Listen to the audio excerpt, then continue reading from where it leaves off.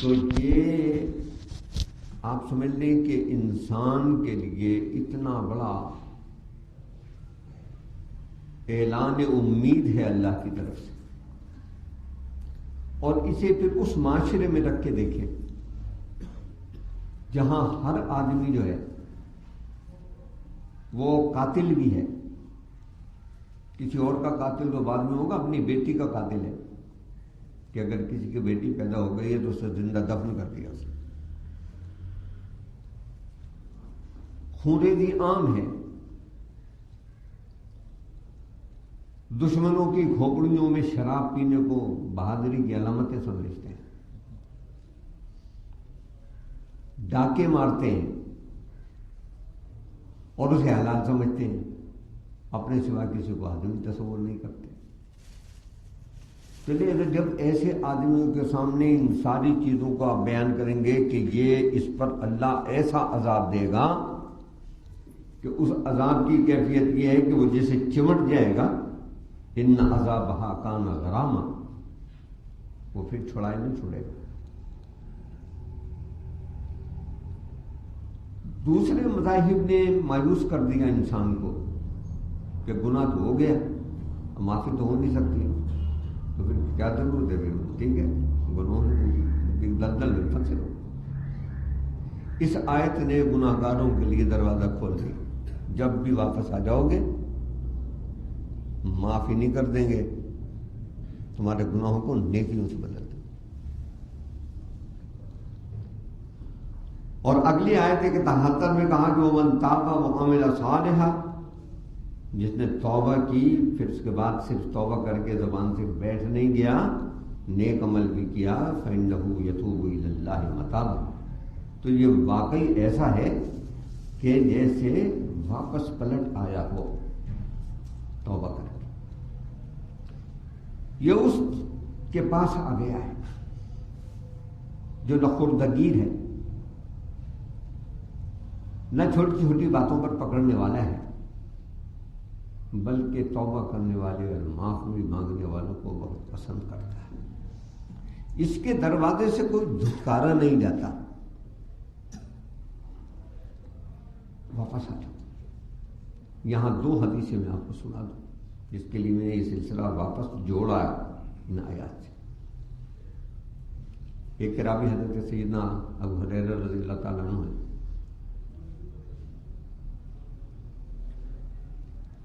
وہ رات کو جب نماز پڑھ کے واپس آئے تو راستے میں انہیں ایک خاتون ملی اور اس نے ان سے کہا کہ مجھ سے یہ فلاں فلاں گناہ ہوا ہے، بدکاری ہوئی ہے، اس سے ایک بچہ بھی پیدا ہوا ہے، میں نے قتل کر دیا، کہ اللہ مجھے بھی معاف کر دے گا۔ انہوں نے کہا تجھے کیسے معاف کر دے گا، تجھے تو سزا ہوگی، تو عذاب دوزخ کا شکار ہوگی۔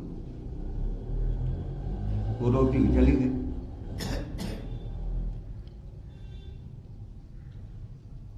دوسرے دن نبی صلی اللہ علیہ وسلم سے حضرت ابو ہریرہ رضی اللہ تعالیٰ عنہ نے یہ بات بیان فرمائی۔ آپ نے کہا ابو ہریرہ تم نے بہت برا جواب دیا، یہ آیت نہیں پڑھی تم نے وَمَن تَابَ وَعَمِلَ صَالِحًا فَإِنَّهُ يَتُوبُ إِلَى اللَّهِ مَتَابًا، اور تم نے یہ نہیں پڑھا کہ إِلَّا مَن تَابَ وَآمَنَ وَعَمِلَ عَمَلًا صَالِحًا فَأُولَٰئِكَ يُبَدِّلُ اللَّهُ سَيِّئَاتِهِمْ حَسَنَاتٍ، توبہ کر کے نیک عمل کر کے بھلائی کے راستے پر آنے والا تو ایسا ہے کہ ہم اس کی برائیوں کو بھلائیوں سے بدل دیں۔ اب حضرت ابو ہریرہ اس عورت کی تلاش میں نکلے، ڈھونڈ لیا، رو رہی تھی، کہہ رہی تھی ہائے یہ حسن اور یہ جوانی جو ہے یہ آپ کا ایندھن بنے گا۔ آپ نے کہا اللہ نے تجھے معاف کر دیا ہے۔ میں نے نبی صلی اللہ علیہ وسلم سے کہا تھا، آپ نے یہ ارشاد کیا۔ ایسا ہی ایک واقعہ ایک بوڑھے آدمی کا بھی ہے جس نے آگے خود حضور سے کہا کہ کوئی گناہ ایسا نہیں ہے جو میں نے نہ کیا، کیا اللہ مجھے بھی معاف کر دے؟ کہا ہاں تمہیں بھی معاف کر دے، معافی مانگ کیا ہو؟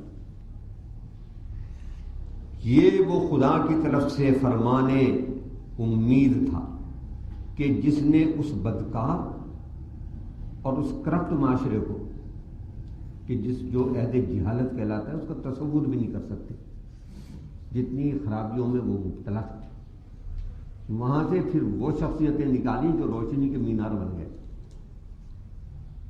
یہ صحابہ کرام رضوان اللہ تعالیٰ علیہم اجمعین یہ سارے اسی معاشرے سے آئے ہوئے لوگ ہیں نا، کہ آج روئے زمین پر ان جیسا کوئی نیک نہیں ہے، اللہ کے نبیوں کے بعد ان سے برگزیدہ کوئی نہیں۔ وہ ایسے ہیں جو راتوں کو اٹھ کے روتے ہیں، اپنے گناہوں پر لرزتے ہیں، توبہ کرتے ہیں۔ تو آپ سمجھ لیجئے کہ خدا نے معافی کا دروازہ کھول دیا، اور اس دروازے پر کوئی چوکیدار نہیں بیٹھا۔ یہ چوکیدار ہم نے بٹھا رکھے کہ فلاں حضرت کو راضی کرو تو فلاں میں سے دعا کرو، دعا کی بات آ گئی، یہ بھی میں عرض کرتا ہوں۔ اکثر کہتے ہیں بزرگ آدمی ہے اس سے دعا کرو، ٹھیک ہے ضرور کرو، چھوٹوں سے بھی دعا کرو۔ حضرت سیدنا عمر فاروق رضی اللہ تعالیٰ عنہ عمرے پر جا رہے نبی صلی اللہ علیہ وسلم سے ملنے آئے، کہا سرکار میں عمرے پر جا رہا ہوں۔ آپ اب بات کس سے ہو رہی؟ پیغمبر اعظم صلی اللہ علیہ وسلم، اور ایک امتی کہہ رہا ہے میں عمرے پر جا رہا ہوں۔ کیا اس امتی کا امت میں کچھ بھی مرتبہ ہو؟ بہرحال پیغمبر تو نہیں ہے۔ تو آپ نے انہیں جس لفظ سے مخاطب کیا، حضرت عمر کہتے ہیں ساری کائنات کی دولتیں بھی کو مجھے دے کے یہ کہے کہ یہ خطاب میں دے دوں اسے تو نہیں دے سکتا۔ حضرت عمر کو حضور نے فرمایا یا اخی، اخی تو کہتے ہیں بھائی، اور اخی کہتے ہیں چھوٹے بھائی، جسے آپ اردو میں کہتے ہیں نا میرا بھیا۔ حضور نے کہا حضرت عمر کو کہ یا اخی، اے میرے چھوٹے سے بھیا، جب تم وہاں جاؤ تو میرے لیے بھی دعا کرنا۔ یہ پیغمبر امتی سے کہہ رہے ہیں، یہ سب سے بڑا آدمی کائنات کا، اللہ کی مخلوق میں سب سے برگزیدہ، ایک امتی سے کہہ رہا ہے۔ تو لہذا کسی چھوٹے سے دعا کرانا کوئی معلوم بات نہیں ہے، اور جو کہیں آپ سے دعا کے لیے کہے اس کے لیے دعا وہیں کر دیا کرے۔ اکثر لوگ کہتے ہیں جی نماز کے بعد دعا کرنا، تو میں تو اسے دعا کو وہیں کر دیتا ہوں، اس لیے کہ نماز کے بعد پتہ نہیں یاد رہے کہ نہ رہے۔ اس نے اس وقت کہا ہے دعا اس کے لیے تو ابھی کر دو نا۔ اور جو کچھ آپ اپنے بھائی کے لیے دعا کرتے ہیں اللہ پہلے آپ کے حق میں قبول کرتا ہے، اس کے حق میں بعد میں قبول ہوتی ہے، وہ دعا پہلے آپ کے حق میں قبول ہوتی ہے اور اس کا اجر و ثواب آپ کو ملتا ہے۔ لہذا اب ہم آگے بڑھتے ہیں، آیت نمبر 72 ارشاد ہوا والذین لا یشہدون الزور۔ وہ جو رحمان کے خاص بندے ہیں ان کی ایک صفت یہ ہے کہ وہ جھوٹ کے گواہ نہیں بنتے، نہ وہ جھوٹے ہیں نہ جھوٹوں کے ساتھی ہیں، نہ جھوٹی گواہی دیتے ہیں۔ یہ سارا مفہوم اس میں آ جاتا ہے، لا یشہدون الزور، وہ جھوٹ کے گواہ نہیں ہیں، سچے لوگ ہیں، الصادقین، سچے ہیں، سچوں کے ساتھی ہیں، تصدیق کرنے والے ہیں سچ کی، ان کی زندگی میں کوئی جھوٹ نہیں، وہ نہ جھوٹ بولتے ہیں نہ جھوٹ دیکھتے ہیں نہ جھوٹ سنتے ہیں، وہ ایسے لوگ ہیں۔ اور ایسی سیرت و کردار پیدا کرو گے تو عباد الرحمن میں داخل ہو گے۔ اور آج جس ماحول میں آپ اور میں رہ رہے ہیں وہاں سب سے زیادہ گناہ جو ہو رہے ہیں وہ دو ہو رہے ہیں جن کی کوئی حد و حساب نہیں، ایک جھوٹ اور ایک غیبت۔ پوری امت اس میں مبتلا ہے، شاید ہی کوئی اللہ کا بندہ اس سے بچا